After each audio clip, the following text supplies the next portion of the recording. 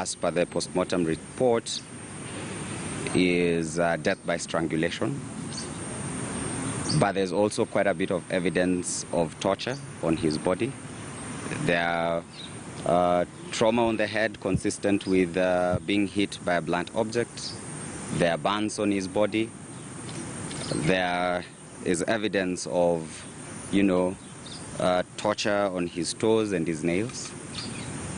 The postmortem was done in the presence of officers from the DCI, Dagoretti, and officers from the forensic department of DCI. What we hope from here on is that a proper inquest would be done, and that the people who are responsible for this shall be brought to book. I think, however, or whatever the circumstance that somebody finds himself in, we are a country governed by law. Everybody is entitled to due process. Since last day, the day 13th, we have been tortured internally and psychologically. Na ndio tunaomba Mwenyezi Mungu ya kwamba wale walifanya kitendo kama hii, Mwenyezi Mungu naye Mwenyezi Mungu awarudishie hawa na he should revenge from them. We will never forgive those who killed Bashir.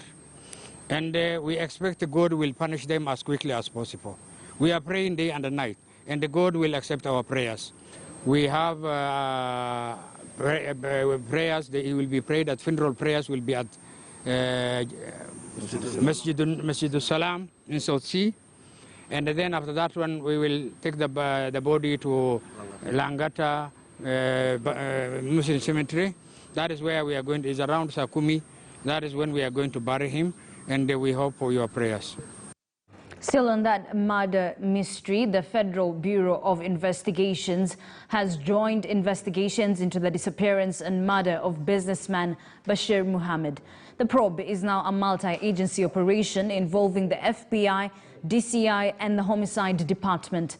Now, Bashir's body was found at the Kerugoya Level 5 hospital mortuary after being retrieved from a river last Sunday. Several people, including guards at the Miale Lounge and his business associates, have recorded statements over the murder mystery. KTN's Rita Tenina reports. River Nyamindi in Kirinyaga, the latest piece of the puzzle in the disappearance and killing of 35-year-old businessman Bashir Mohammed. His body was retrieved from this river on the 16th of this month after it was discovered by a local, 3 days after he went missing. Under the Nyamindi River Bridge, an old sketch of a shooting. Atukai mwezi ama mbili bila kusikia kuna mtu amerushwa kwa hii mto. Bashir's body, said to have had injuries and a broken neck, was taken to the Kerugoya Level 5 hospital mortuary, where it was identified by family members on the 22nd of May, a week after it was retrieved from the river. A post-mortem to establish the exact cause of death is expected on Monday. Bashir was last seen in his black Range Rover SUV at the Miale Lounge in Lavington. CCTV footage shows him driving in at around 23 minutes past 5 p.m. before tipping guards and bouncers. 1 hour, 27 minutes later, at 6:50 p.m., he is seen driving out of the lounge, the last documented time he was seen alive.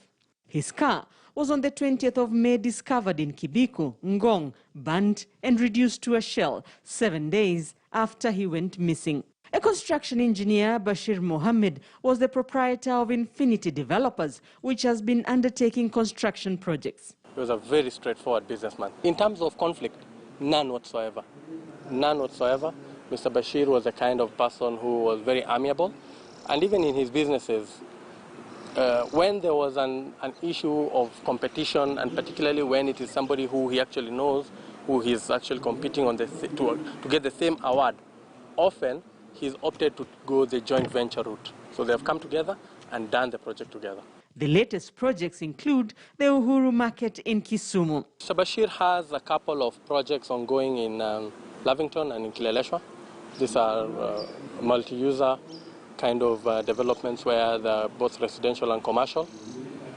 The most high profile is the one that has already commenced. That is the Uhuru project in Kisumu. He has others in the pipeline which are still on the early stages of negotiations. He started undertaking major projects a year ago. Initially, he was cooperating and joining some businesses before he decided to set out and set off on his own. A Somali-American citizen, he lived in the state of Ohio in the U.S. and moved to Kenya just over 5 years ago. He has family both here and there, and even on that angle, there isn't much that is off the line. He's a very straightforward person who walks along the line.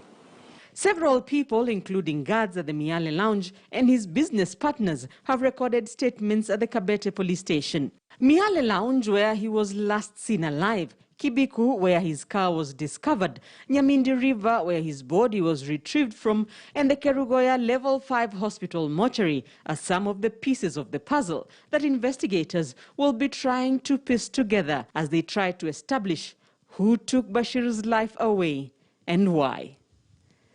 Rita Tinina, KTN News. Several families in Du village in Makueni County are living in fear of landslides, with several people evacuated to safer grounds. Some of the residents who returned to their homes this morning to pick their items say the